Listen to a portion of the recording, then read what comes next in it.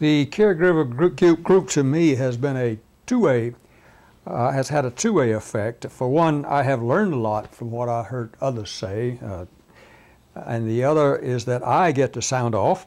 Not that they learn from me so much as that I feel I'm talking to people who can understand my problems, and that to me is kind of a catharsis and makes me feel better.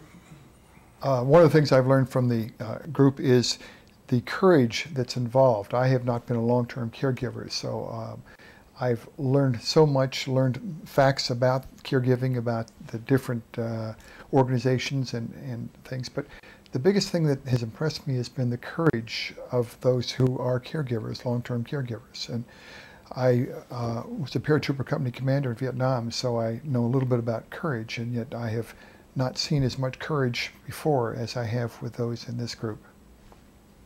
As the newest member of the support group, the group has meant a great deal to me. I've been really, really welcomed to the group. And I think maybe the most important thing for me is I know that now that I'm not crazy. The things that you go through are often quite difficult. In this group I can laugh, I can cry, or whatever it is I feel. And I feel I can say anything. And these are people I've only known 2 or 3 months. But I feel that they will be my friends for the rest of my life. My husband had Alzheimer's probably for better than 10 years, and I started going to a support group about 6 years ago.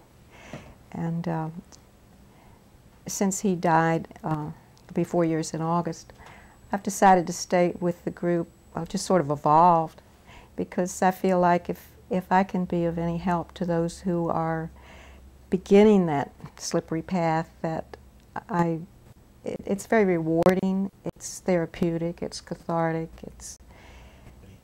I think the beauty of support group is that people are able to come and vent, as Howard said, and you can say anything you want to say. No one thinks any the less of you for it, because we've all been there, we understand, and like no one else does. Because unless you live with it 24 hours a day, you really don't have any clue about what it is to be a full-time caregiver. I felt that you were all together giving individually to this group, but coming together as a group for some of the same reasons, taking away different things from the group.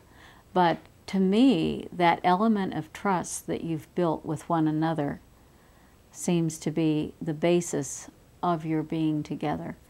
And it's very rare, I think, that you find that happening.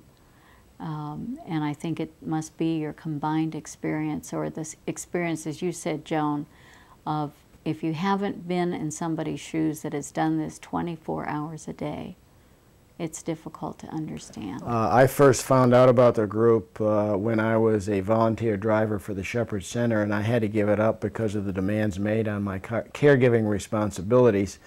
And when I called to say that I couldn't volunteer any longer, I was told that there was a caregiver group.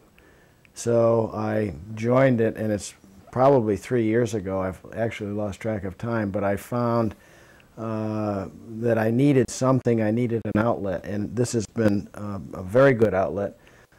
It's a wonderful time to compare notes, to get some ideas on how to handle different situations, different problem situations, and it's also, as was mentioned before, a good time to vent, and we share our stories and problems that we've had.